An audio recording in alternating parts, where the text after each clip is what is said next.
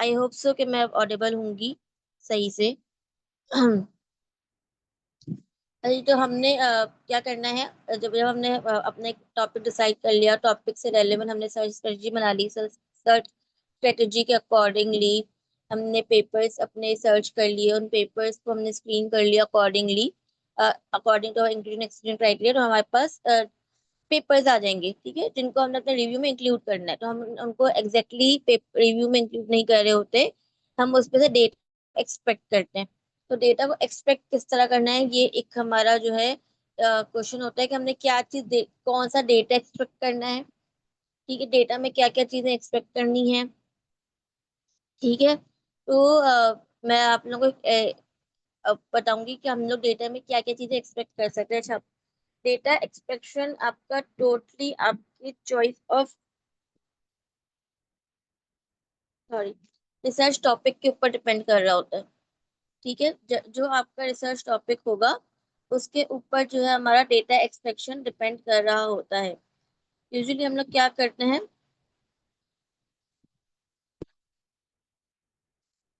हमारा general data expectation का pattern होता है, वो ये होता है कि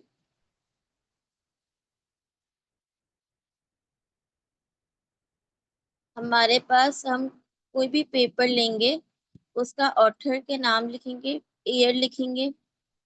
ठीक है,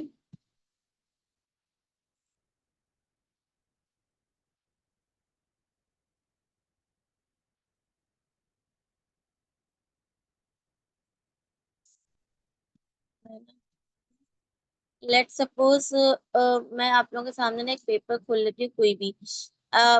इफ यू अगर आप लोग कोई टॉपिक सजेस्ट करना चाह रहे हो कि आप लोगों का रेलेवेंट स्टडी ये है, रेलेवेंट डोमेन ये है, तो मैं आप लोगों की रेलेवेंट डोमेन से कोई पेपर सर्च करती हूँ। मैं आप लोग को बताती हूँ कि हम पेपर से किस तरह डेटा एक्सपेक्ट करेंगे। डेटा एक्सपेक्ट हम लोग जो है वो एक्सेल की फाइल पे करते हैं। ठीक है, जो भी आपका डेटा का एक्सपेक्शन होती है वो हमने करनी है एक्सेल की फाइल पे। तो अगर if you can just comment down one और two topics relevant to your studies whatever your domain is, तो मैं आपको ना उससे रेलेवेंट पेपर सर्च करके बताती हूँ कि हम लोग क्या क्या डेटा एक्सपेक्ट करते हैं।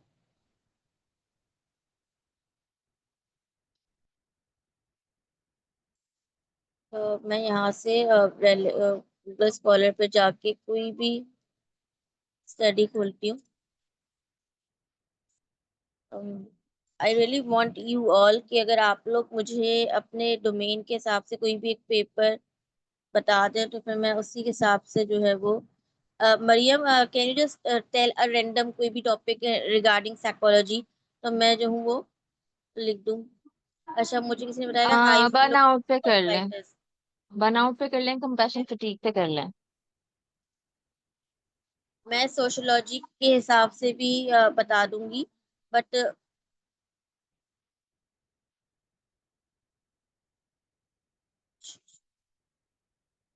ये एक रेट्रोस्पेक्टिव स्टडी है जो मैं भी यहाँ पे खोलने जा रही हूँ ब्रोंकाइटिस के हिसाब से।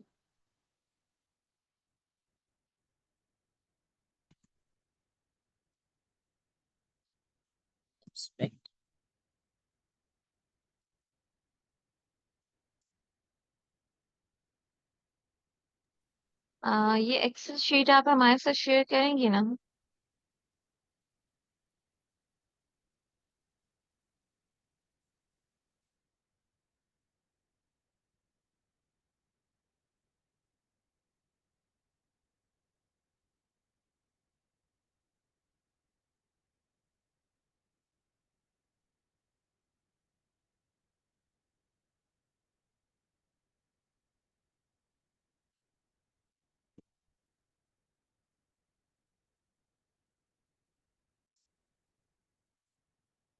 अच्छा, ये मैंने एक पेपर खोला है, वो आप लोग ये तो रिव्यू पेपर है।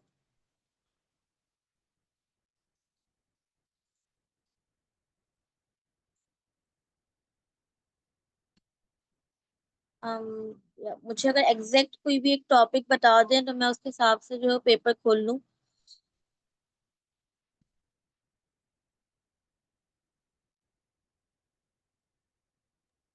मैम इंसोम्निया इन मेडिकल स्टूडेंट्स कर लें। ताकि आप लोगों को ना ज्यादा अच्छी तरह क्लियर हो जाए कि आप लोगों ने किस तरह का डेटा एक्सपेक्ट करना है। अच्छा, ये मैंने एक पेपर निकाला है। आई थिंक सो कि ये थीसिस है। ये थीसिस ही है।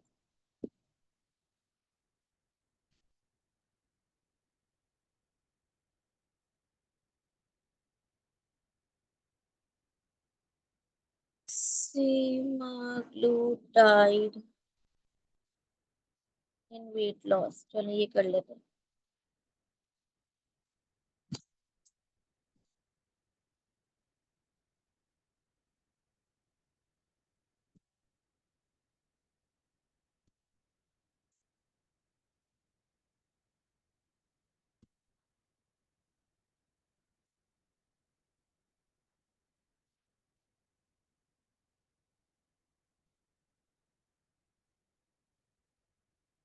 अच्छा, ये मैंने पेपर निकाल लिया, ठीक है।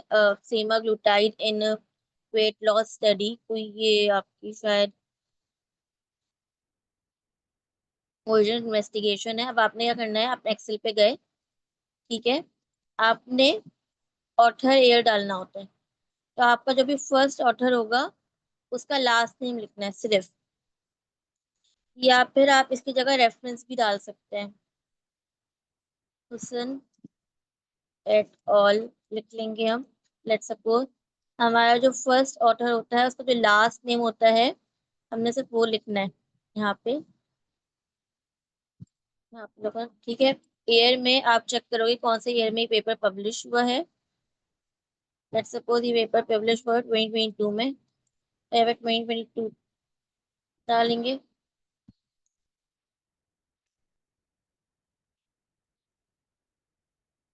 स्टडी डिजाइन हम जो है, अच्छा, हमारे पास दो तरह का डेटा एक्सट्रैक्शन हो रहा होता है systematic review and Meta analysis के लिए।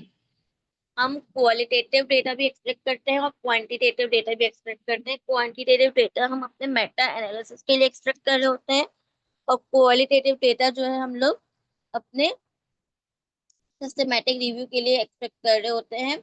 और फिर इसको जो है हम अपने पेपर्स में रिपोर्ट करते हैं।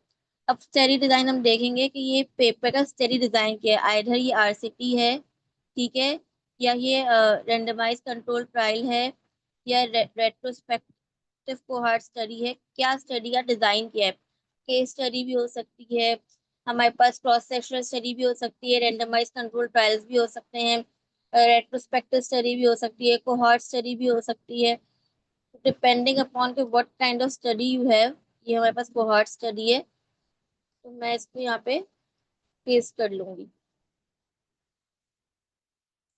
ठीक है, उसके बाद कंट्री, ये पेपर कौन से कंट्री, कौन सी पॉपुलेशन के ऊपर पब्लिश हुआ हुआ है। ठीक है, तो ये आप लोगों को यूजुअली ऑथर्स की एफिलिएशन पे मिल जाता है। ठीक है, ये यूएस का पेपर है कि या तो आपको ये ऑथर्स की एफिलिएशन पे मिलेगा कि ये कहाँ कौन सी पॉपुलेशन पे पेपर हुआ हुआ है, या फिर आपको ये जो आपका कंट्री है, ये आपको मेथोडोलॉजी में जाके स्टडी डिजाइन में मिलेगा कि इन्होंने कहाँ से पेशेंट्स पॉपुलेशन उठाए हैं। ठीक है, Mayo clinic basically US based clinic है, तो आई नो के यूएस की स्टडी है। सही है। अच्छा, अब मेरे पास कैंसर पे तो काम नहीं, मेरी डिजीज क्या है, वेट लॉस है। ठीक है, अगर आप किसी कैंसर के ऊपर काम कर रहे हैं या कोई ऐसी डिजीज के ऊपर काम कर रहे हैं जिसकी वेरियस टाइप्स है, कि आप कह सकते हो कि वेरियस टाइप्स का मतलब ये है कि कोई ऐसी डिजीज, कैंसर है तो कैंसर की बहुत सारी टाइप्स होती हैं। ब्रेस्ट मल्टीपल कैंसर पर अगर आपका काम है रिव्यू पेपर, तो उसकी मल्टीपल टाइप्स हो सकती हैं। ब्रेस्ट कैंसर, पीट पीट पीरियोडिक कैंसर, ठीक है। या फिर अगर आप सिर्फ ब्रेस्ट कैंसर के ऊपर काम कर रहे हो तो उसकी मल्टीपल टाइप हो सकती हैं। अगर आप स्लीप डिसऑर्डर्स पे काम करो तो उसकी, अगर कोई भी आपकी ऐसी डिजीज है कि आपको लग रहा है कि आपके पास सब ग्रुपिंग मौजूद है, ठीक है, तो आप उसके डिजीज के हिसाब से अपनी सब ग्रुपिंग कर सकते हैं। अगर नहीं है तो आप ये चीज स्किप कर सकते हो, ये आपका वो नहीं है। अ, अच्छा, ये हमने मेंशन कर लिया कि हमारे पास कंट्री आ गई, स्टडी डिजाइन आ गई, ईयर आ गया, ऑथर आ गया। कुछ लोग ये भी मेंशन करते हैं कि फंडिंग अवेलेबल है या नहीं। ये हम पेपर्स की पेपर के बारे में बता रहे हैं। डेमोग्राफिक्स कल है कि पेपर किसने लिखा, कौन से साल में लिखा, किस टाइप का पेपर था, कौन से कंट्री का पेपर था। अब आपने पॉपुलेशन के बारे में डेटा एंटर करना है कि आपकी पॉपुलेशन क्या है। फॉर एग्जाम्पल आपके जो पार्टिसिपेंट है इसमें, तो दो तरह की पॉपुलेशन हो सकती है हमारे पास। अगर हमारे पास केस कंट्रोल स्टडी है तो हमारे पास एक वो वाला ग्रुप होगा जिनको दवाई मिली होगी, और एक वो होगा जो हेल्दी कंट्रोल होगा। ठीक है। अगर आपके पास केस कंट्रोल स्टडी नहीं है, सिर्फ सिंगल आर्म है, तो सिर्फ आपके पास एक पार्टिसिपेंट होगा। डिपेंडिंग अपॉन योर स्टडी कि आपके पास पॉपुलेशन कौन सी है। फॉर एग्जाम्पल जो स्टडी मैं आपको दिखा रही थी, लेट्स सपोज ये रही, ठीक है, तो इसमें हमारे पास 175 पेशेंट्स इंक्लूडेड है। ठीक है।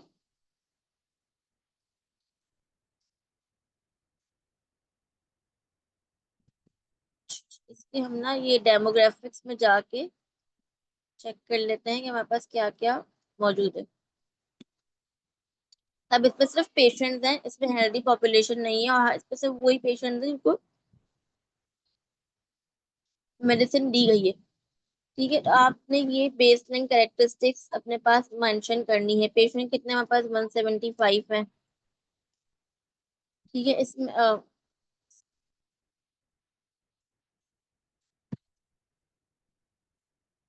175 हेल्दी कंट्रोल हमारे पास में नहीं है, तो आप ये वाला कॉलम इसमें से रिमूव कर सकते हैं। लेकिन अगर आपकी कोई ऐसी स्टडी है जिसमें दो आर्म्स हैं, इंटरवेंशन कंट्रोल, ठीक है, यहाँ पे हेल्दी कंट्रोल नहीं होगा, कंट्रोल होगा सिर्फ। ठीक है। तो डिपेंड करता है आपकी स्टडी कैसी है, सिंगल आर्म है, डबल आर्म है, कंट्रोल है आपके पास नहीं है। अगर अगर आपकी कोई ऐसी स्टडी में कंट्रोल है तो हम यहाँ पे नंबर ऑफ कंट्रोल्स लिखेंगे, कितने नंबर ऑफ कंट्रोल्स है। फिर सिमिलरली आपने एज लिखनी है। अब एज हमारे पास नॉट अवेलेबल लिख देती हूँ मैं अभी फिलहाल। अच्छा जी। अब मेरे पास एज की बात है, एज लिखनी है, तो कुछ पेपर्स में मीन एज रिपोर्ट हुई होती है, कुछ पेपर्स में मीडियन एज रिपोर्ट हुई होती है, क्योंकि अभी आप सिर्फ डेटा एक्सपेक्ट कर रहे हैं, आपका रॉ डेटा है। ठीक है। तो वट एवर डेटा आपको पेपर से मिलेगा आपने इसमें एक्सपेक्ट कर लेना है। आप दोबारा जाएंगे, एज यहाँ पे लिखी हुई है मीन में, आपकी कॉपी पेस्ट नहीं हो सकता तो आप इसको टाइप कर लें।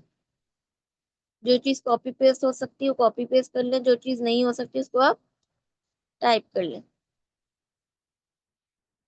ठीक है।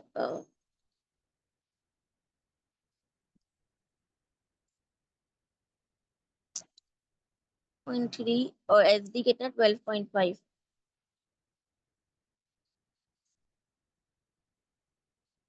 ठीक है। आपने पेशेंट की जनरल इंफॉर्मेशन नोट करनी है। एज कितनी थी, ये तो अवेलेबल ऑब्वियसली नहीं होगा, हमारे पास कोई कंट्रोल नहीं है इसलिए। फिर सेक्स, जेंडर लिखना है, जेंडर मेंशन करना है कि फीमेल क्या है, मेल क्या है, ट्रीटमेंट रेजिमेंट क्या था। सही है।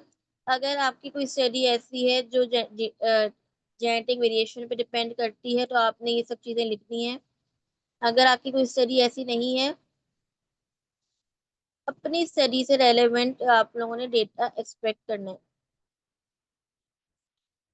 ठीक है। ट्रीटमेंट रेजिमेंट लिख लें, या स्लीप का मेन चीजें हैं वो लिख लें, मेन फाइंडिंग्स लिख लें। अब हम जो है मेथडोलॉजी कभी कभी रिपोर्ट कर लेते हैं। अगर आपका कोई ऐसा पेपर है जो डिपेंड करता है उसके ऊपर, आपका अल्लाह भला करे कि कौन सा क्वेश्चन यूज किया हुआ है, वो आप लोगों ने मेंशन करने होते हैं। अपने प्राइमरी आउटकम्स मेंशन करने होते हैं।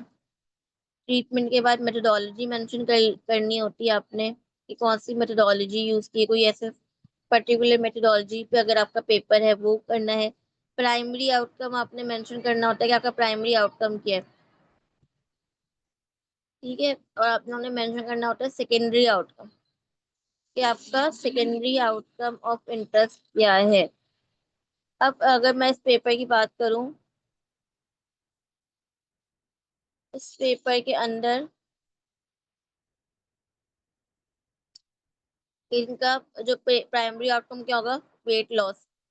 ठीक है। 3 और 6 मंथ्स के ऊपर, डिपेंडिंग डायबिटीज का स्टेटस। ठीक है। तो आपने अपनी स्टडी के अकॉर्डिंगली, यूजुअली आप ये सारा बेसलाइन कैरेक्टरिस्टिक्स को भी अपने पास मेंशन कर सकते हैं। ठीक है। इन सबको आप आगे कॉलम बना के सारा बेसलाइन कैरेक्टरिस्टिक अपने पास मेंशन कर लें, और इसके रिगार्ड मतलब इसी तरीके के जो बाकी पेपर्स होंगे उनकी फिर आपने डेटा एक्सपेक्ट करना है इसके नीचे नीचे नीचे। ठीक है, अब आपने बाकी इसी टॉपिक से, अब आपके पास एक पेपर तो नहीं होगा, बाकी पेपर भी होगा। आपने पहले कॉलम में पहले पेपर का सारा डेटा एक्सपेक्ट कर लिया, सेकंड कॉलम में आके आपने अपने सेकंड पेपर का डेटा एक्सपेक्ट कर लिया, थर्ड पे आके थर्ड का डेटा एक्सपेक्ट कर लिया। कोई मुझे अगर सोशियोलॉजी,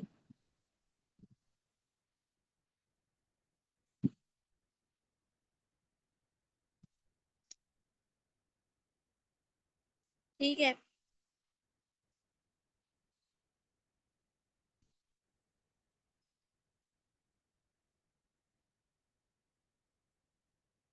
जी, ये रैयान, अगर आप स्क्रीनिंग रैयान की हेल्प से कर रहे हो तो after your screening into Rayyan, ठीक है, उसके बाद आपको एक एक्सेल की शीट मिल जाएगी जो आपके इंक्लूडेड पेपर्स होंगे। अब आपने उन इंक्लूडेड पेपर्स में से अपना डेटा एक्सट्रैक्ट करना है। ठीक है, तो जो आपके इंक्लूडेड पेपर्स आएंगे इन दी एंड, जिसके बेसिस पे आप अपने सिस्टमैटिक रिव्यू और मेटानालिसिस लिख रहे हो, that included papers could be 5, 10, 20, 50, 100, 150, whatever आपके टॉपिक से रेलेवेंट आपके पास जितना भी इंक्लूडेड पेपर्स आए हैं आफ्टर योर स्क्रीनिंग प्रोसेस, उसके हिसाब से आपने जो है ये काम करना है। अब जो है आप लोगों ने ये वाला काम मतलब डेटा एक्सट्रैक्ट कर लिया। प्राइमरी, अच्छा, सेकेंड प्राइमरी और सेकेंडरी आउटकम क्या होता है? हमारे पास ना कभी कभी मल्टीपल आउटकम्स आते हैं किसी भी स्टडी में। अब जैसे कि ये वाली स्टडी है तो इसका अगर मैं, मेरा जो प्राइमरी आउटकम हो सकता है, फॉर एग्जांपल अगर मैं चेक कर रही हूँ वेट लॉस, ठीक है, तो मेरा प्राइमरी आउटकम क्या होगा? वेट लॉस होगा। और सेकेंडरी आउटकम मेरा हो सकता है वेट लॉस से रेलेवेंट जो भी अगर मार्कर्स हैं अप रेगुलेटरी या डाउन रेगुलेटेड, वो मेरे पे सेकेंडरी आउटकम्स होते हैं। तो प्राइमरी ये आपका जो मेन आउटकम है जो आप स्टडी करना चाह रहे हो। फॉर एग्जांपल अगर मैं कैंसर में, क्योंकि मेरा मेन डोमेन कैंसर है, ठीक है, तो मैं कैंसर पे काम करती हूँ, तो मुझे पता है कि मेरा मेन आउटकम जो है वो कैंसर का, अगर हम लोग देखते हैं तो हम ओवरऑल सर्वाइवल देख रहे होते हैं। ठीक है, प्रोग्रेशन फ्री सर्वाइवल देख रहे होते हैं, या डिजीज फ्री सर्वाइवल देख रहे होते हैं, या ओएस देख ओवरऑल सर्वाइवल देख रहे होते हैं आफ्टर अ ट्रीटमेंट इफेक्ट। वही मेरे प्राइमरी आउटकम्स हो जाते हैं। सेकेंडरी आउटकम्स क्या होते हैं? अगर मेरे पास प्रोस्टेट कैंसर है तो प्रोस्टेट स्पेसिफिक एंटीजन टेस्ट हुआ हुआ होता है। अगर ब्रेस्ट कैंसर है तो कोई स्पेसिफिक मार्कर स्टडी हुई है, वो मेरे सेकेंडरी आउटकम्स हो गए। ठीक है, तो आपका आपका जो भी रिसर्च इन वो है, उसका एक प्राइमरी आउटकम होता है, सेकेंडरी आउटकम होता है। जरूरी नहीं है कि आपके पास हमेशा दो प्राइमरी और सेकेंडरी आउटकम हो, कभी आपके पास एक प्राइमरी आउटकम भी हो सकता है, आप प्राइमरी आउटकम पे काम कर रही हैं। ठीक है, तो डिपेंडिंग कि आपका रिसर्च क्वेश्चन क्या है, वो आपका उसकी बेसिस पे आपका एक आउटकम, आप जो भी आपका डिजाइंड आउटकम है उसको आप यहाँ पे मेंशन करोगे कि इस पेपर में क्या आउटकम मेंशन हुआ हो। ठीक है, रीजन सिर्फ ये होता है कि हमारे पास हर स्टडी में हर चीज नहीं रिपोर्ट हुई हुई होती। ठीक है, अगर किसी एक स्टडी ने एक चीज रिपोर्ट की हुई तो हो सकता है कि दूसरी स्टडी ने इसकी रिपोर्ट नहीं की हुई हो। तो ये एक रीजन है। मैं आप लोगों के साथ ना एक चीज शेयर करती हूँ। ठीक है, अब लेट्स सपोज अगर, क्योंकि मुझसे अगर किसी का सोशियोलॉजी पे काम है, सोशियोलॉजी पे आपका क्या काम हो सकता है? आप जो है वो सोशल पैटर्न आइडेंटिफाई कर रहे हो। ठीक है, तो वो आपका आउटकम है। ठीक है, आप चेक कर रहे हो कि कोई कितना किसी का सोशल मीडिया का क्या इम्पैक्ट है, the effect of that social media is your outcome. अब उसको उन लोगों ने किस तरह पेपर में चेक किया हुआ है, किसी ने सेल्फ क्वेश्चन या सोशियोलॉजी में बेसिकली क्वेश्चनियर बेस्ड आउटकम्स होते हैं, तो उनकी मेथोडोलॉजी में उन्होंने क्वेश्चनियर्स यूज किए हुए होते हैं। अब क्वेश्चनियर्स में भी आप लोग हर पेपर में कुछ स्टैंडर्ड क्वेश्चनियर्स होते हैं। ठीक है, अब जैसे कि साइकोलॉजी है तो साइकोलॉजी में कुछ क्वेश्चनियर्स होते हैं, बेस स्टैंडर्ड होते हैं। ठीक है, कि कुछ नाम होते हैं कि भाई इन्होंने ये वाला क्वेश्चन यूज किया हुआ है या इन्होंने ये वाला क्वेश्चन यूज किया हुआ है, तो अब वो यहाँ पे मेंशन कर सकते हो। अगर किसी का आउटकम पेन आउटकम पे काम कर रहे हैं तो पेन आउटकम के कुछ 3 या 4 स्टैंडर्ड पैरामीटर्स होते हैं जो मेजर किए जा रहे होते हैं। जैसे कि विजुअल एनालॉग स्टडी होता है, ठीक है, कुछ अगर ऑर्थोपेडिक्स पेन स्टडी है तो उनके कुछ अपने क्वेश्चनियर्स होते हैं, जैसे KOOS होता है, ऑक्सफोर्ड नी स्कोर होता है। तो हर आउटकम का अलग एक पैरामीटर है, सबके एक अलग क्वेश्चनियर, अगर क्वेश्चनियर बेस्ड स्टडी है तो सबके एक स्टैंडर्ड टूल्स होते हैं। ठीक है, तो वो आप अपने हिसाब से कि आपकी क्या स्टडी है वो वाला टूल टूल यहाँ पे मेंशन करोगे, आपका क्या आउटकम है, आपकी फाइंडिंग क्या है, मेन फाइंडिंग क्या है इस रिजल्ट पेपर की। ठीक है, मेन फाइंडिंग के बाद आप लोग चाहो तो अपने पास लिमिटेशंस भी यहाँ पे रिपोर्ट कर सकते हैं कि लिमिटेशंस क्या है। बस ना। ठीक है, मैं आप लोगों के साथ ना कुछ एग्जांपल्स शो कर रही हूँ डेटा एक्सट्रैक्शन की।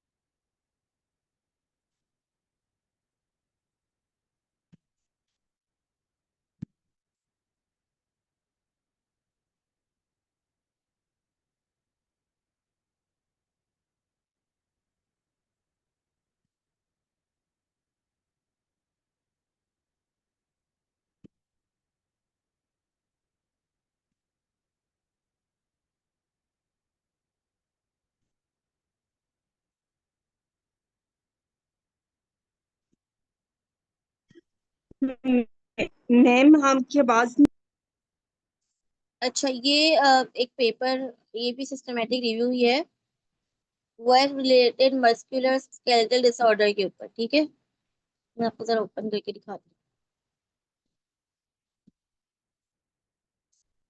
अच्छा जी, ये सिस्टमेटिक रिव्यू ही है। मैं आप लोगों को ना इसका स्टडी कैरेक्टरिस्टिक्स का टेबल दिखाती हूँ, किस तरह हमने इस पे डेटा एक्सपेक्ट किया हुआ।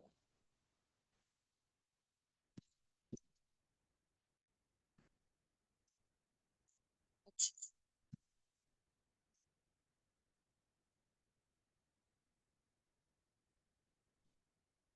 अच्छा, ये आप देख सकते हैं स्टडी ID, जिसमें हमने ऑथर और एयर दोनों लिखा हुआ है। ठीक है, तो आपके पास ऑथर और एयर भी आ गया और रेफरेंस भी आ गया।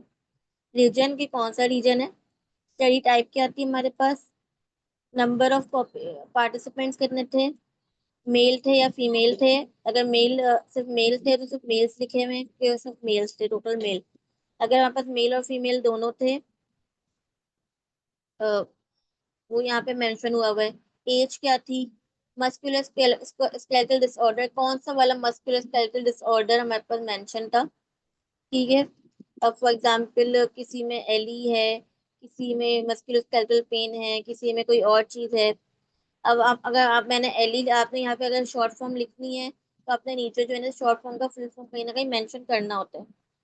सैम्पलिंग टेक्निक, इन्होंने कौन सी टेक्निक्स यूज की हुई सैंपल करने के लिए, मेथोडोलॉजिकल टूल क्या क्या यूज किया हुआ है। अच्छा, ये सब मैंने एक्सेल पे करने के बाद, हम हमेशा एक्सेल पे डेटा एक्सपेक्ट करते हैं और फिर इसको हम वर्ड पे कॉपी पेस्ट कर देते हैं, कौन सा मेथोडोलॉजिकल टूल यूज किया हुआ है। ठीक है, रिजल्ट क्या है इसके, नीचे कहीं मैंने इसके रिजल्ट मेन फाइंडिंग्स लिखी हुई हैं हर स्टडी की, और फिर लिमिटेशंस क्या क्या थी। ये चीजें हमने हर उस पर मेंशन करनी होती है। मैं आप लोगों के साथ ना कुछ अपने शेयर कर देती हूँ।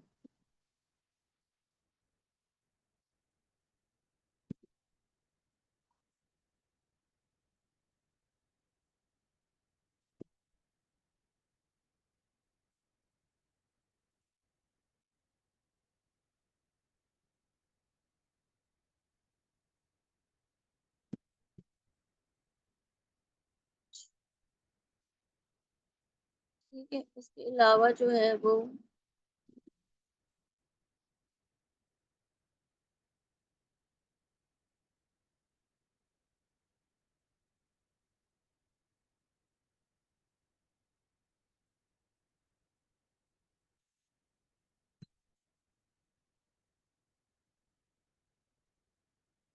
अच्छा, ये एक और स्टडी है।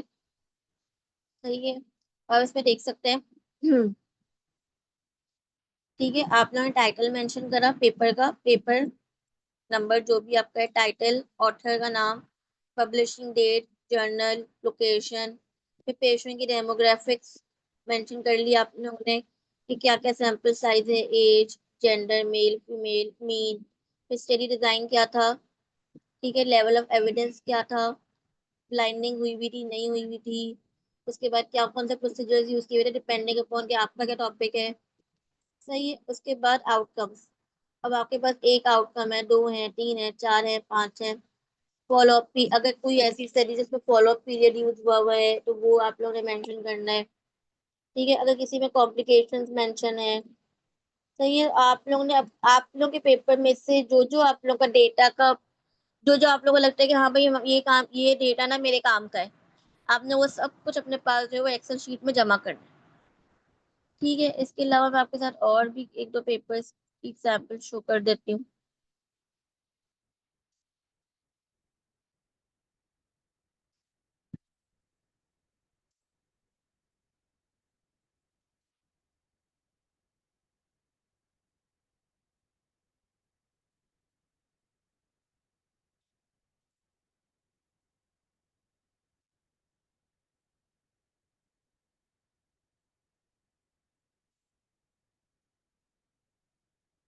अच्छा, ये मेरा कोई पेपर था, effect of music therapy on depression, ठीक है। तो उसमें आप देखें, हमने स्टडी का नाम, कंट्री, मैंने से सिटीज यूज किए हैं, तो ट्रायल नंबर। अब मेरे पास क्योंकि ऑब्वियसली पोस्टमार्टम डिप्रेशन पे था, तो किस तरह की टाइप ऑफ डिलीवरी थी, मीन एज क्या था, पोस्टमार्टम टाइम क्या है, कौन सी ट्रीटमेंट इनको दी गई है, नंबर ऑफ पेशेंट्स कितने हैं, ठीक है, टाइप ऑफ म्यूजिक कौन सी यूज की गई है, इन्होंने की गई है, उसके बाद टाइम कितना यूज किया गया है, फॉर ट्रीटमेंट टाइम कितना था, ट्रीटमेंट की फ्रिक्वेंसी कितनी थी, आउटकम क्या क्या मेंशन हुए हुए थे। अब फॉर एग्जांपल डिप्रेशन है तो डिप्रेशन के डिफरेंट वो होते हैं, क्वेश्चनियर्स होते हैं, ईपीडीएस होता है, एंजाइटी के होते हैं, तो किस स्केल के ऊपर इन्होंने डिप्रेशन या एंजाइटी को चेक किया हुआ है, ठीक है। उसके बाद लिमिटेशंस के, लिमिटेशंस क्या क्या है। तो डिपेंडिंग के आपके पेपर पे क्या क्या इंफॉर्मेशन आपके अवेलेबल है क्वालिटेटिव, वो आपने यहाँ पे मेंशन करनी है सारी, आउटकम, लिमिटेशन है, अगर आपकी स्टडी की लिमिटेशन है वो, मेन फाइंडिंग्स क्या है, या आपको जो भी चीज आपको अपने पेपर में लगती है कि हाँ भाई ये मेरे काम आ सकती है, ये मुझे रिपोर्ट करनी चाहिए, ये मेरे पेपर को स्ट्रॉन्ग कर सकती है, उसके अकॉर्डिंगली आपने जो है वो अपना पेपर करना है, ठीक है।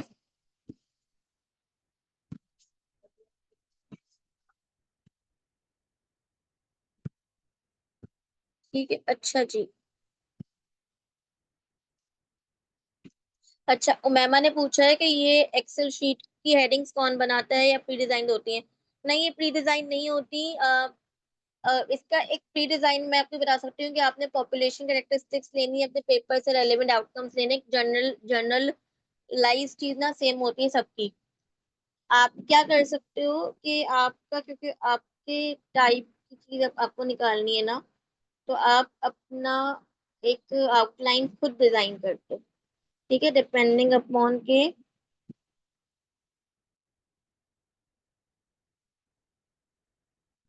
अच्छा, ड्यूरेशन हम ना यूजुअली, अगर आप इस ड्यूरेशन की बात करो जो मैंने यहाँ पे मेंशन हुई हुई है, ठीक है,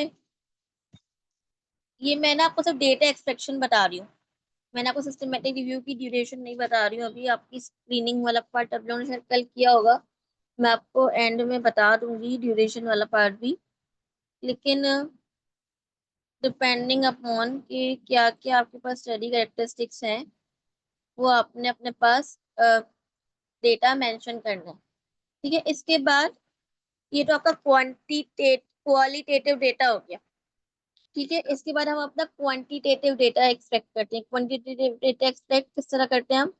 अब मैं आप लोगों के साथ ना इसी पेपर का शेयर कर देती हूँ। आप लोग ने हर पेपर से जो भी आपका आउटकम है, प्राइमरी आउटकम, ठीक है, आपने हर आउटकम का डेटा अलग अलग एक्सपेक्ट करना है, और ये डेटा हम यूज कर रहे होते हैं to further make our forest plot या फनल प्लॉट। ठीक है, तो आपने फॉरेस्ट प्लॉट और फनल प्लॉट या फर्दर मेटा एनालिसिस के लिए या स्टैटिस्टिकल एनालिसिस के लिए जो डेटा एक्सपेक्ट करना है, that is called our quantitative data. ठीक है, ये डेटा मैं आप लोगों को बता दूं, ये डेटा हमें कहाँ से मिलता है? ये डेटा हमें टेबल से मिलेगा। आपका आपका जो भी रिक्वायर्ड पेपर है ना, अब जैसे मैंने ये वाला पेपर खोला हुआ है,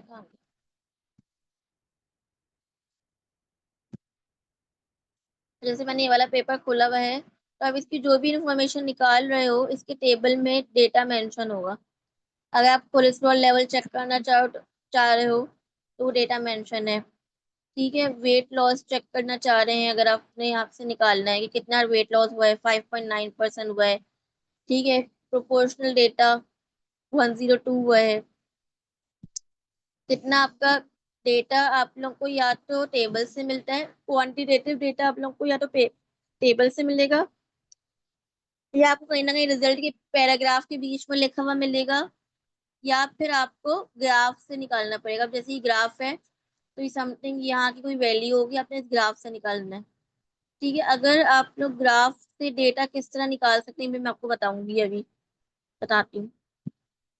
टेबल से आप लोग ने डेटा निकाल लेना। फॉर एग्जाम्पल यहाँ पे मीन स्टैंडर्ड डेविएशन मेंशन है, तो आपने एन, मीन और स्टैंडर्ड डेविएशन का डेटा एक्सट्रैक्ट कर लेना। ठीक है, यहाँ पे अगर कहीं पे मल्टीपल डेटा मौजूद है, फॉर एग्जाम्पल 6 महीने पे एक डेटा था, 12 महीने पे एक डेटा था, 24 महीने पे एक डेटा था, तो आपने वो हर महीने के हिसाब से जो है वो डेटा को एक्सट्रैक्ट करना है। ये मैंने आप लोगों को ये चीज भी दिखाती हूँ, सब यहाँ पे चेक कर सकते हैं। ये मैंने यहाँ पे डिफरेंट टाइम पे इन्होंने डेटा एक्सपेक्ट किया हुआ है। ठीक है, तो मैंने यहाँ पे डिफ टाइम यहाँ पे मेंशन किया हुआ है, इनका स्केल मेंशन किया हुआ है। ठीक है, फिर इनका मीन, मतलब कि कितने नंबर ऑफ पेशेंट्स थे इस वाली स्टडी में, मीन कितना था, स्टैंडर्ड डेविएशन कितना था एक्सपेरिमेंटल ग्रुप में और कंट्रोल ग्रुप में। अगर आपका कंट्रोल ग्रुप नहीं है, सिंगल आर्म स्टडी है, तो आप कंट्रोल नहीं मेंशन करोगे। What ever data you have from your included paper, वो आपने जो है वो गैदर करना होता है।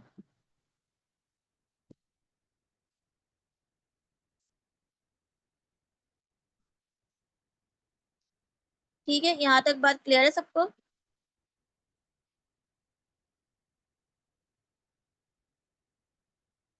मरियम, आप कौन सी शीट की बात कर रहे हो, ये पोस्टमार्टम वाले की? नहीं, मैं सारी आई शीट्स एम की वेरी बात कर रही सॉरी, हूँ, ये पेपर क्वालिटेटिव ना एंड अभी पब्लिश नहीं क्वांटिटेटिव। हुआ हुआ, तो मैं आपके साथ ये वाली शीट नहीं कर सकती एग्जैक्ट, लेकिन मैं आपके साथ ये टेम्पलेट शेयर कर दूंगी इफ नीडेड। हेलो।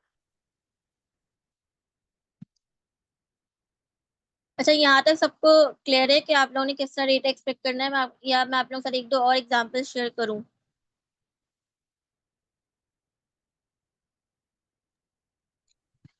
मैम एक और कर दे, मेडिकल फील्ड से रिलेटेड। ठीक है। अच्छा देखो, आप सबके ना सेकेंडरी आउटकम और प्राइमरी आउटकम्स डिफरेंट हो सकते हैं आपके हिसाब से, तो आपने अपने हिसाब से कि आपके पेपर में क्या चीज़ है वो चीज़ें मेंशन करनी है। ये तो हो गया मैनुअल डेटा एक्सपेक्शन का तरीका, कि आपने मैनुअली डेटा किस तरह एक्सपेक्ट करना है। ठीक है, अब मैं आपको बताती हूँ कि हम लोग क्योंकि यूजुअली क्या होता है कि अब एआई का जमाना है, और एआई आपके कुछ काम आसान कर देता है, तो why not to use an AI, right? तो मैं आप लोगों को ये बता देती हूँ कि हम एआई की मदद से डेटा किस तरह एक्सपेक्ट कर सकते हैं। हम्म, मैं आप लोगों के साथ एक दो पेपर के और शेयर कर देती हूँ।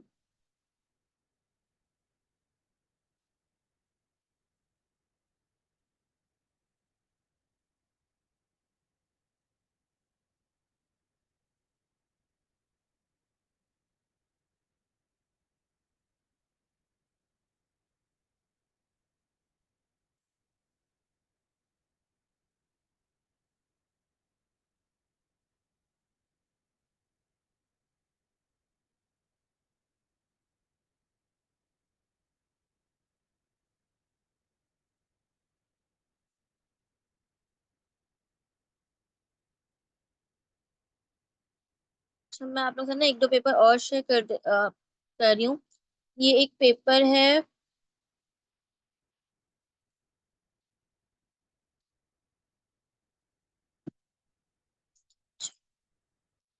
ये एक और पेपर है, ये एक्यूपंक्चर के ऊपर है। तो आप चेक कर सकते हो कि इसका प्राइमरी आउटकम जो जो उसमें था वो मैंने मेंशन किया हुआ है, और सेकेंडरी आउटकम।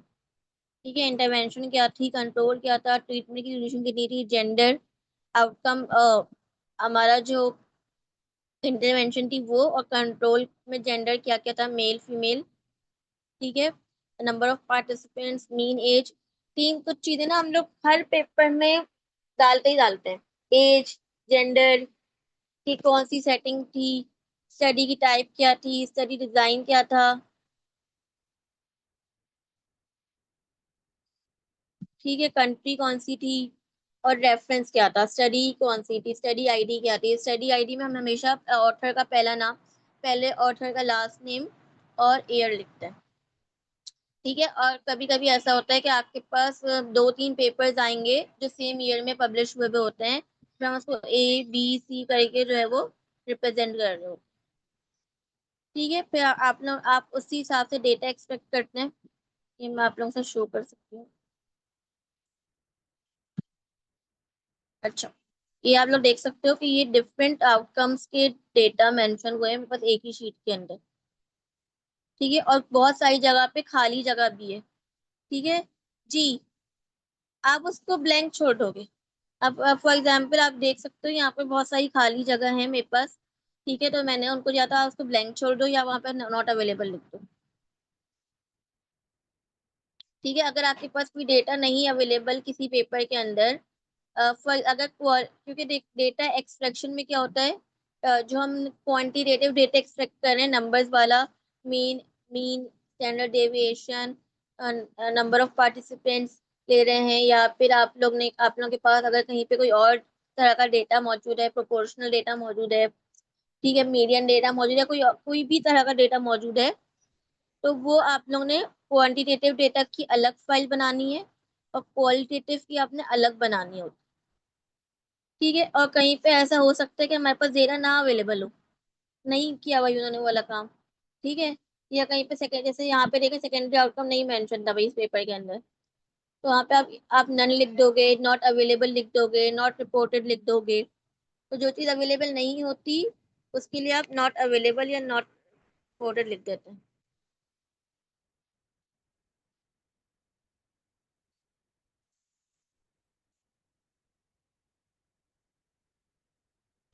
अच्छा, ये बात समझ आ गई सबको। अच्छा, अब हमारे पास ये वाले काम तो हो गए, हमने ये काम कर लिए। For example study data manually कैसे एक्सपेक्ट करने हमने देख लिया। अब हमारे पास एक, क्योंकि एआई का जमाना है, तो हम थोड़े दो तीन काम ऐसे कर टूल्स मैं आपको बताती हूँ जो आपका काम आसान कर देंगे, लेकिन आपका काम बढ़ाएंगे भी एट द सेम टाइम।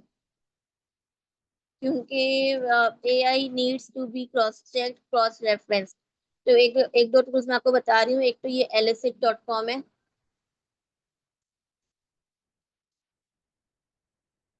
सही है, यहाँ से आप चाहें तो साइन इन कर लें।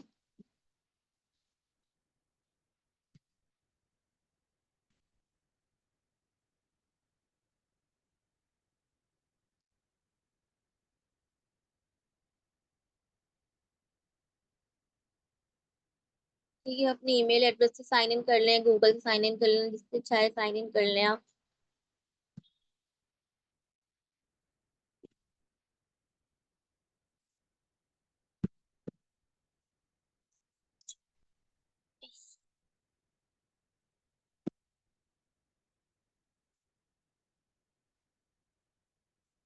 मैं ना ये वाली जो लिंक है elicit.com, इसकी ना मैं आप लोगों को लिंक कमेंट्स में शेयर कर देती हूँ।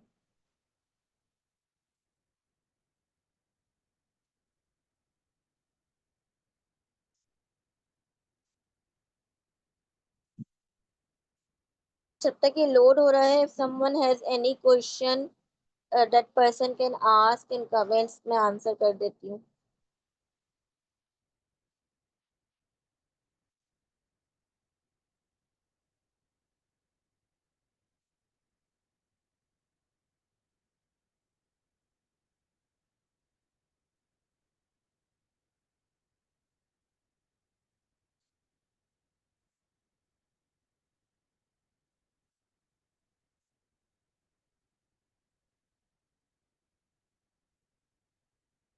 किसी को कुछ पूछना है तो आप मुझसे पूछना है ना। मेनवाइल वैसे वैसे कमेंट सेक्शन में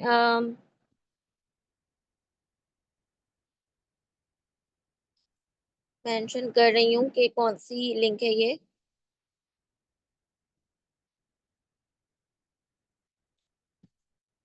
ठीक है, मैंने मेंशन कर दी है lsat.com।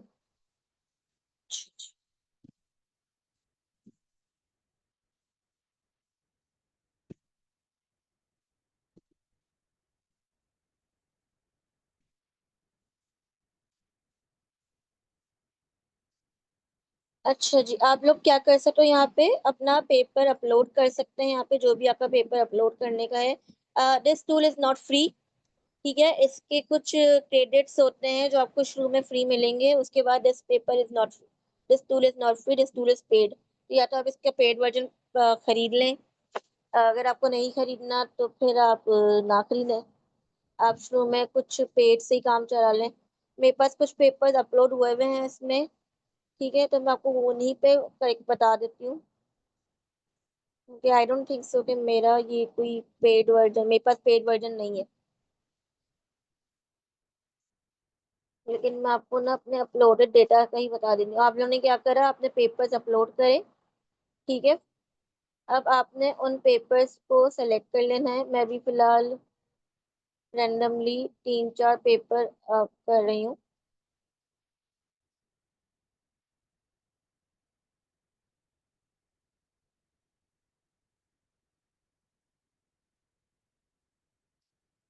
ठीक है, पेपर्स को अपना अपलोड करना है। आप लोगों के पास इसके लिए हर पेपर का पीडीएफ होना बहुत जरूरी है।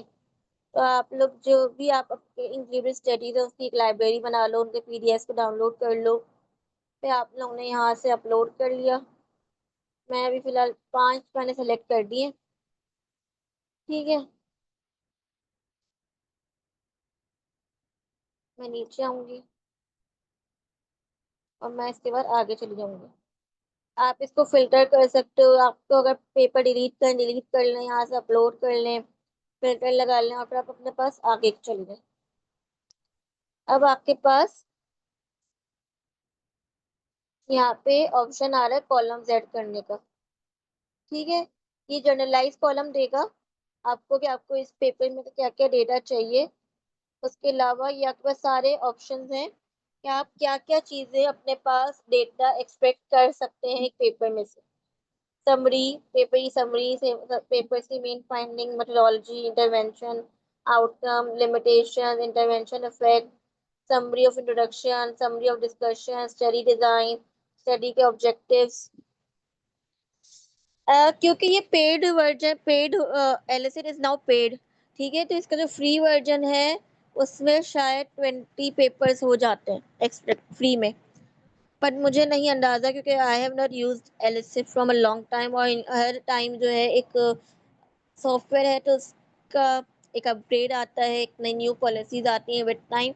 तो आप चेक कर लीजिएगा कि फ्री में कितना आपको कर रहा है, और फ्री में अगर नहीं कर रहा तो फिर आपको, फ्री में अगर सब दे रहा है तो अच्छी बात है। ठीक है, चेक कर लीजिएगा अपलोड करिए कि एक टाइम पे कितने पेपर्स अपलोड करते हैं। नहीं, क्वांटिटेटिव डेटा नहीं होता इससे। ठीक है, सिर्फ क्वालिटेटिव डेटा होता है, and that too you need to recheck and cross check. ठीक है, ये जो भी चीज आपको एक्सपेक्ट करके देगा, आपको उसको क्रॉस चेक करने की नीड होती है। कभी कभी कोई चीज पेपर में मौजूद होती है और ये आपको नहीं देता निकाल के। सही है, तो आपको you need to cross referencing, लेकिन ये आपको ना एक आउटलाइन ऑफ टेबल दे देता है। सबसे अच्छी बात ये, तो आपको इसमें से जो भी जो चीजें ऐड करनी है आप प्लस प्लस प्लस करते जाएं। ठीक है, मैं भी फिलहाल कुछ चीजें आपको ऐड करके दिखा देती हूँ। Main findings, limitations, outcome.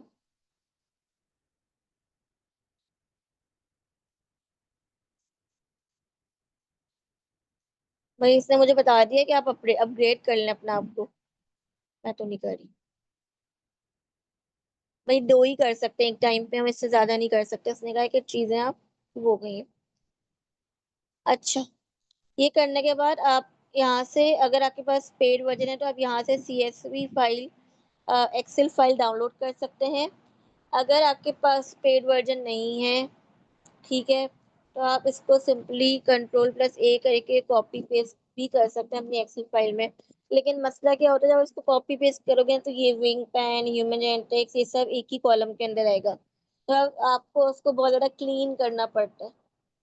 ठीक है, इसको आप कॉपी पेस्ट कर सकते हो, या फिर अगर आपको यहाँ से कोई मतलब का डेटा मिल रहा है, आपने पेपर से क्रॉस चेक कर लिया, ठीक है, तो ये काम कर सकते हो। एक तरीका तो ये हो गया। दूसरा डेटा एक्सट्रैक्ट करने का तरीका ये है, साइज स्पेस।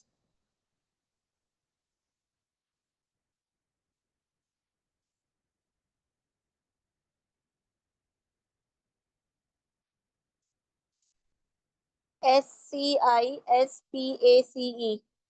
ठीक है।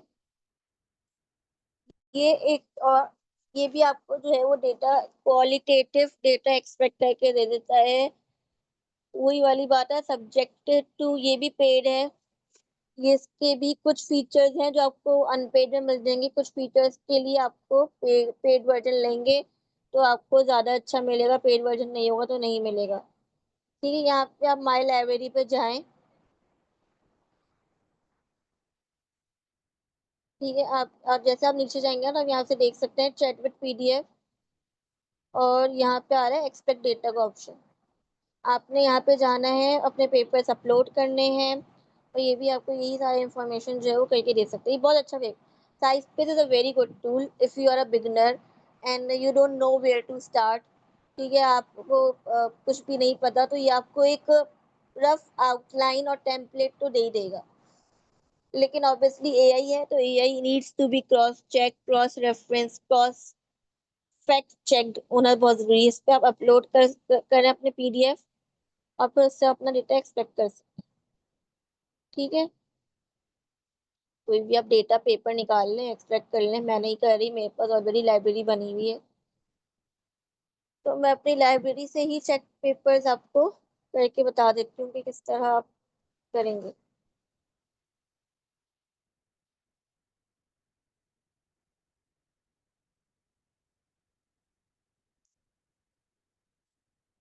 मरियम, आपने साइज पेज की वेबसाइट खोलनी है। ठीक है, जैसे आप इस साइज पेज की वेबसाइट खोल लोगे तो आपके पास ऐसा कुछ आ रहा होगा। इसको आप स्क्रॉल डाउन करोगे, नीचे जाओगे, तो यहाँ पे एक्सट्रैक्ट डेटा का ऑप्शन आ रहा है।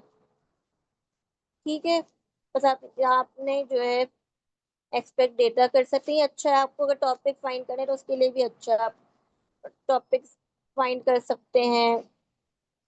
बहुत काम अच्छी अच्छे बहुत सारे काम आप इस कर सकते हैं। आप एक्सपेक्ट डेटा पे जाएंगे, यहाँ पे आपके पास आ रहा होगा PD अपलोड PDF का ऑप्शन। यहाँ से आप अपने पास PDF फाइल्स अपलोड कर सकते हैं। मैं आपको करके दिखाई देती हूँ।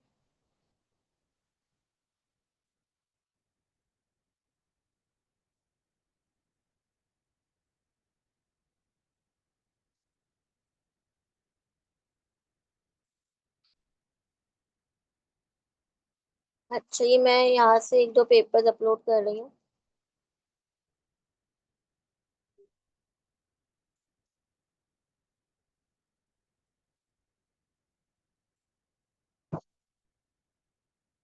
अच्छा, अभी मुझे बता रहे हैं कि आपको कौन से कलेक्शन में डालना है ये पेपर। आपका कोई नया फोल्डर है तो आप नया फोल्डर बना के उसमें डाल लें। ठीक है, नया फोल्डर बना लो, उसका नाम लिख लें XYZ वर्कशॉप।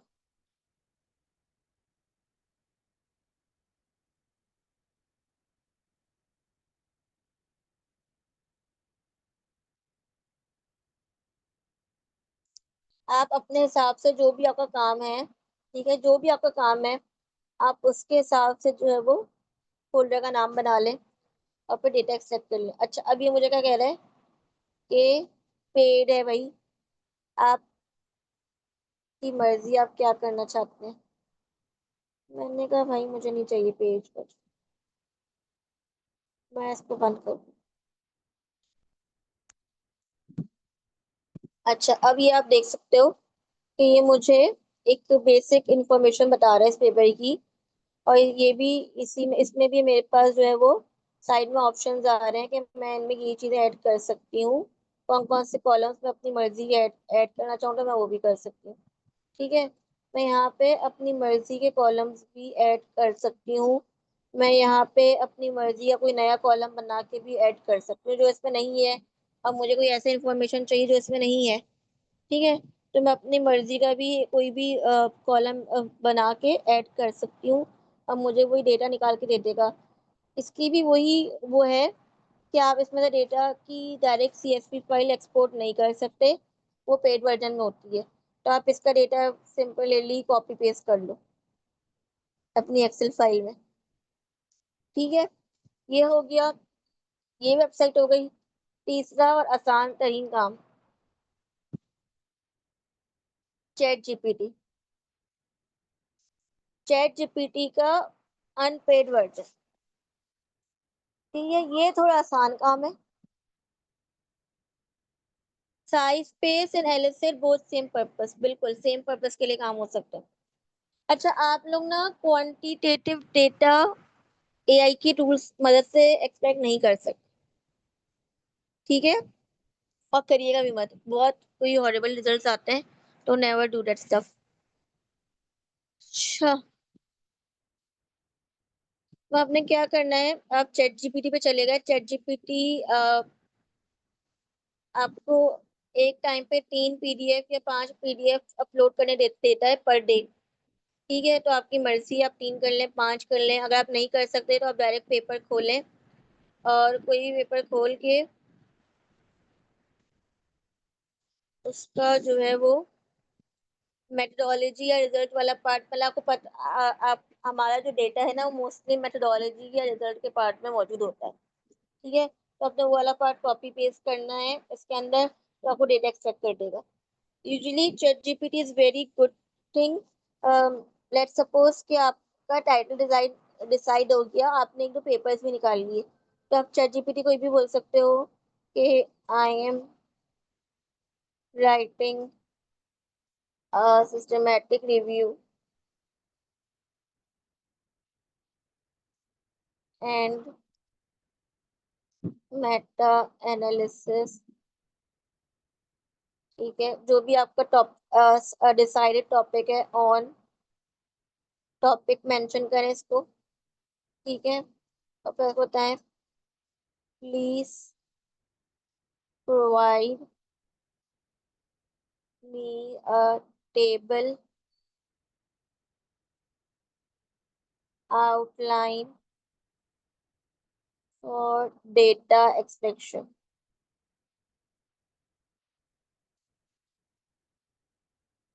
ठीक है। अब मैं ना, अब फॉर एग्जांपल हमारे पास काफी लोग साइकोलॉजी के हैं, तो मैं जरा यहाँ पे लिख देती हूँ साइकोलॉजी डोमेन,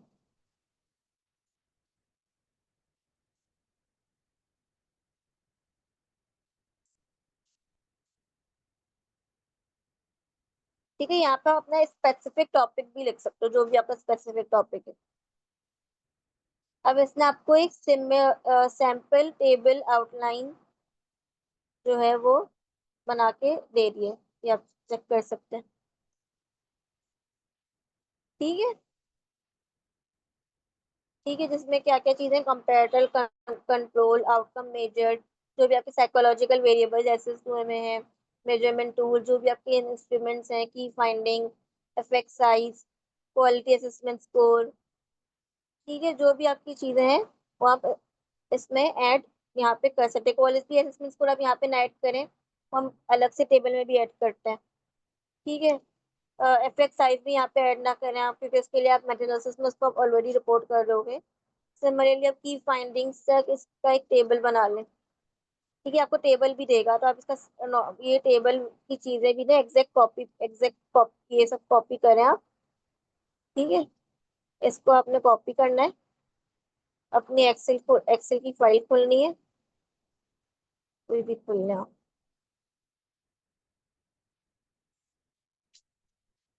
सही है, इसको आपने जाके पेस्ट कर देना।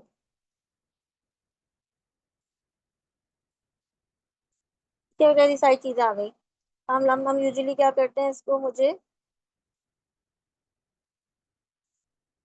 ट्रांसपोज वर्जन में चाहिए कि ऊपर है, तो मैं इसको यहाँ पे ट्रांसपोज कर लूंगी, तो ये ऊपर आ जाएगा मेरे पास। तो मैं यहाँ पे अपनी स्टडी आईडी डालती जाऊंगी, अपने हर स्टडी से डेटा एक्सपेक्ट करती जाऊंगी, ठीक है। दूसरी चीज ये अब मैं इसको ये भी कह सकती हूँ, in the same table extract data from attached PDF।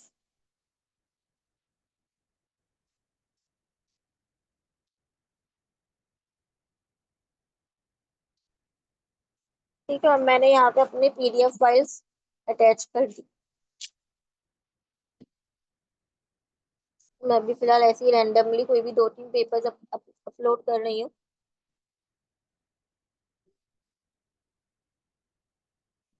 अच्छा भाई, इसकी ऑप्शन है कि आप सिर्फ 2 अटैच कर सकते हैं, मैं 2 से ज्यादा नहीं कर सकती अभी फिलहाल।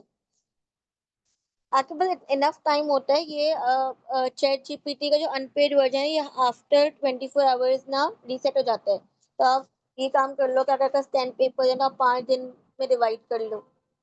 ठीक है, ये वंस आप दो दो से कर लोगे तो आप बाकी का इजीली कर सकते हो। तो आप ये चेक कर सकते हो कि इसने मुझे 2 पेपर्स का डेटा एक्सपेक्ट करके दे दिए। ठीक है, डिटेल में इसको मैं यहाँ जाऊंगी तो ये मुझे यहाँ तक आ जाएगा डेटा कहाँ है। ठीक है, बाकी चीजें माइक्रोबायोटा था, क्या चीजें थी, मैं वहां जाती जाऊंगी तो मुझे आगे की चीजें भी दे देगा। आई आई एम जस्ट होप कि आपको ये, अच्छा जहाँ पे एज नहीं मेंशन हुई हुई वहाँ पे नॉट सीडेड लिख देगा। लेकिन वही वाली बात है, जब भी आप एआई से डेटा एक्सट्रैक्ट करवा रहे हो तो you need to cross reference those things. आपको पेपर में से ही चीजें क्रॉस रेफरेंस करनी है, और क्रॉस रेफरेंस करने का आसान तरीका ये होता है। फॉर एग्जाम्पल, इसने कहा कि 25 पेशेंट सारे मेल है। ठीक है, या इसने कहा कि क्रॉस सेक्शनल स्टडी है। ठीक है, तो आप लोगों ने क्या करना है कि इसको कॉपी कर लें। यहाँ से पेपर खोल लेती हूँ मैं आप लोगों के लिए।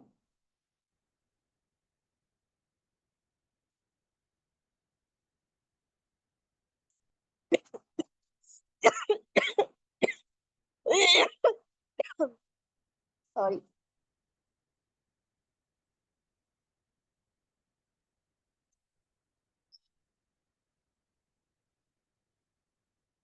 कोई भी पेपर आप खोल लें। अभी फिलहाल तो मैं कोई भी खोल रही हूँ, आपको बस एक आइडिया देने के लिए। ये पेपर चाइनीज पे है। आप लोगों के पास कोई और पेपर मुझे याद है?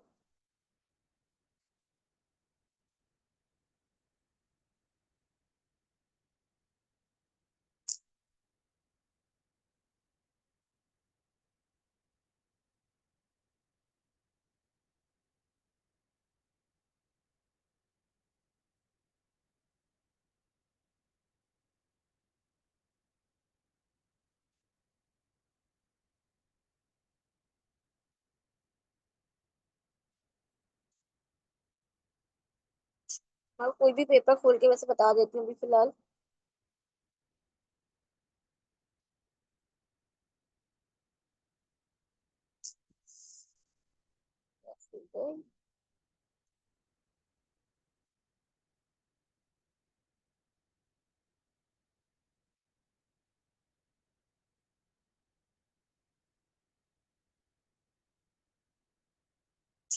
ये वाला पेपर है ना, मैंने ये पेपर खोला। ठीक है, उसने मुझे क्रॉस सेक्शनल स्टडी है, तो मैं यहाँ पे जाके कंट्रोल+F करके चेक कर सकती हूँ कि इसमें मेरे पास ये चीजें मौजूद आ रही है या नहीं आ रही। ठीक है, तो इस तरह करके आप चेक कर सकते हो, क्रॉस चेक कर सकते हो कि अगर आपके पेपर में क्रॉस सेक्शनल का वर्ड लिखा हुआ भी था या नहीं था, ये आप सबसे डाल दिए। अंडरस्टैंड? आई जस्ट होप कि यहाँ तक आप लोगों को समझ आ गई होगी।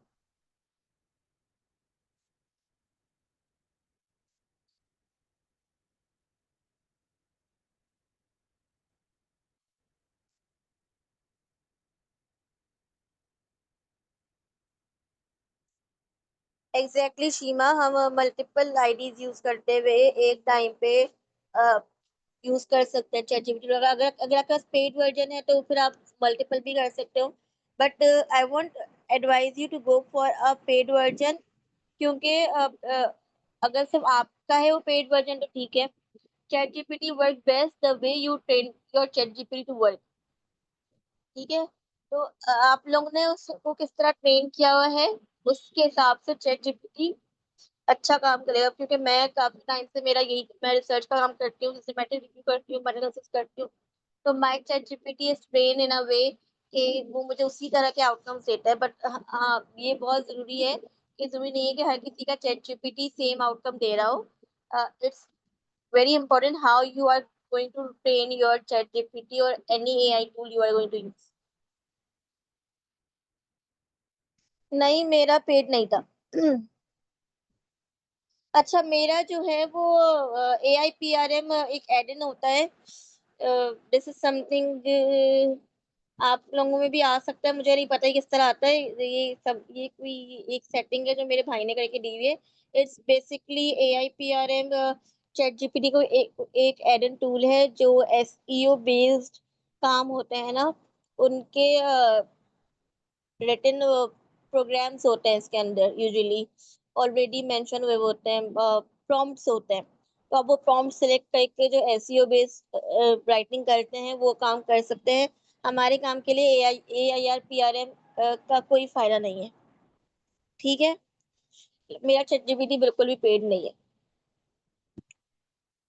आई to have an access to a paid ChatGPT, और मैंने पेड ChatGPT भी यूज किया, बट मुझे पेड ChatGPT पे वो मजा नहीं आता। तो किसी को कुछ और पूछना है? अगर नहीं पूछना तो वी आर जस्ट यहाँ पे अपना सेशन एंड करते हैं, मगरिब की अजान भी होने वाली है। अ, मैं देखूंगी, आपकी मर्जी है, आपको जो यूज करना है करें, आपको जो इजी लग रहा है वो यूज करें अपनी कंफर्टेबिलिटी पे। देखो, हर कोई ना AI पे कंफर्टेबल नहीं है। फॉर एग्जांपल, कोई कहेगा कि भाई मैं AI यूज कर रहा हूँ, मैं टाइम वेस्ट हो रहा है, तो इट्स बेटर कि मैं मैन्युअली चीजें ऐड कर लूँ, वो मेरे लिए ज्यादा इजी है। ठीक है, तो आपकी इसके ऊपर है, आपको जो यूज करना है आप करें।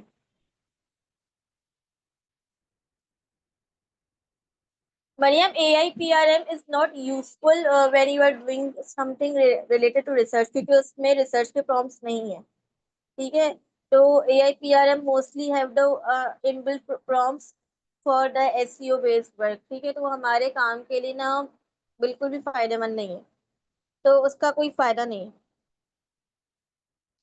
बिल्कुल तीनों का पर्पस सेम है।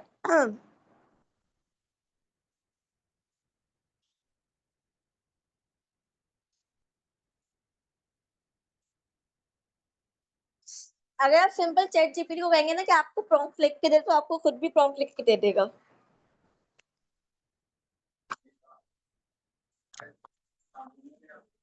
एग्जैक्टली, मैनुअली करना ज्यादा रिलायबल होता है, क्योंकि अगर आप AI से भी करवा रहे हो तो आपको क्रॉस चेक तो करना ही करना है। ठीक है ना, तो मैनुअली करना ज्यादा इम्पोर्टेंट है।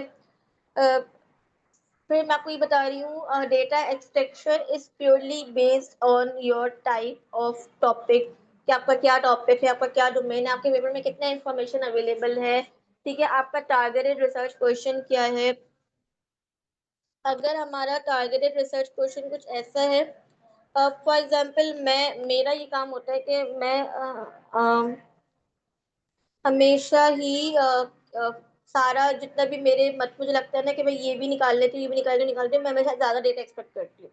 ठीक है, और मैं अपने स्टूडेंट से भी ज्यादा ही डेटा एक्सपेक्ट करवाती हूँ। मोर द बेटर। सही है, आप वही वाली बात है, आप जितना गुड़ डालोगे उतनी अच्छा रिजल्ट आएगा, the more the better. But we again, अगर कोई आपका टॉपिक ऐसा है जिसमें अवेलेबल आर्टिकल्स ही 5 हैं, ठीक है, तो फिर आप तो 5 ज्यादा इंक्लूड कर ही नहीं सकते। कम से कम 2 पेपर्स के ऊपर एक मेटा एनालिसिस लिख सकते हैं, बट वो अब मोस्टली जो जर्नल्स हैं वो एक्सेप्ट नहीं करते। ठीक है, 5 भी एक्सेप्ट नहीं करते, उनके लिए 5 पेपर्स भी कम होते हैं। बट अगर आप लोगों के पास कोई ऐसा टॉपिक है जिस पे अभी अभी रिसर्च होना, काम रिसर्च स्टार्ट हुई है और इस पे ज़्यादा पेपर्स नहीं पब्लिश हुए हुए, ठीक है, तो वो आपका एक, आप उसको जस्टिफाई कर सकते हो कि भाई हमारे टॉपिक पे पेपर्स ही अवेलेबल नहीं है, ठीक है। मैक्सिमम या मिनिमम की कोई लिमिट नहीं होती, मिनिमम की लिमिट है कि 2 से ज़्यादा, 2 तो होने चाहिए कम से कम, ठीक है। एक पेपर पे ऑब्वियसली आप सिस्टमैटिक रिव्यू मेथड नहीं लिख सकते, बट हाँ जितने ज़्यादा होंगे उतने अच्छा है। जितना कॉम्प्रिहेंसिव आपका मेथोसिस होता है उस उतना अच्छा आप इंसाइट देते हो, और डिपेंडिंग के आपका रिसर्च क्वेश्चन आंसर हो रहा है या नहीं हो रहा, ठीक है, और उस आपके मेटा एनालिसिस के रिजल्ट में कोई नोवेल इंसाइट जनरेट हो रही है या नहीं हो रही है, उसका कोई फायदा भी है या नहीं है, ठीक है। विदाउट जस्टिफिकेशन आप मेटा या सिस्टमेटिक नहीं करते। एग्जैक्टली क्वालिटेटिव डेटा भी हम मेटा में यूज करते हैं, बिल्कुल। हम स्टडी कैरेक्टरिस्टिक्स का टेबल डालते हैं, मोस्टली मेटा एनालिसिस में हम स्टडी कैरेक्टरिस्टिक्स का टेबल डालते हैं। कुछ मेटा एनालिसिस ऐसे होते हैं कि हम उनमें स्किप कर देते हैं। मैंने देखे हैं 1-2 पेपर ऐसे मेटा एनालिसिस जिसमें स्टडी कैरेक्टरिस्टिक्स का टेबल नहीं डाल रहे होते या फिर सप्लीमेंट्री मटेरियल में डाल रहे होते हैं, but most of the paper में जो है वो डालते हैं। मरियम, मोर द बेटर। मैं आपको एक एग्जांपल देती हूँ, जो कंप्यूटर साइंस डोमेन में लोग काम करते हैं, मेरा रिसेंटली हुआ था, I got to know someone working on a computer science. तो उनका ये था कि हमने हमारी जो मिनिमम लिमिट है to include papers in a systematic review 100 है, हमें 100 पेपर्स के ऊपर चाहिए, ठीक है। यूजुअली जो लोग इंटरवेंशंस के ऊपर या सोशियोलॉजी में करते हैं या साइकोलॉजी में करते हैं, उनके जर्नल्स की जो डिमांड होती है, they need more papers to include, उनकी एक लिमिट होती है।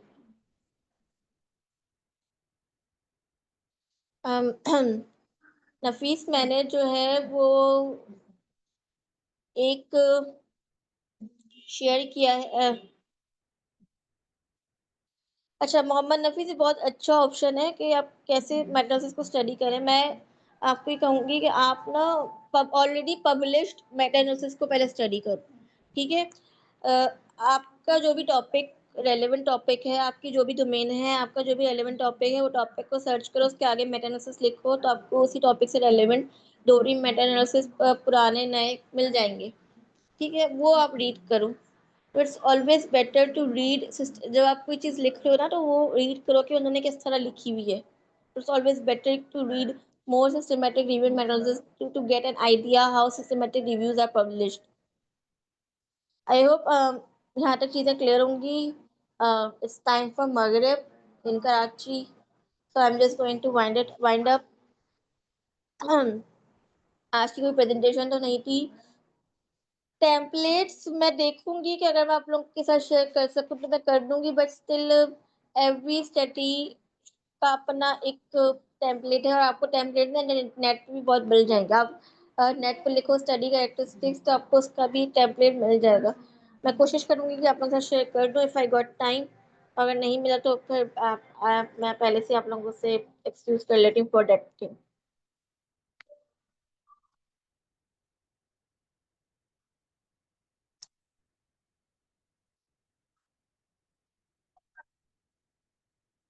अल्लाह हाफिज।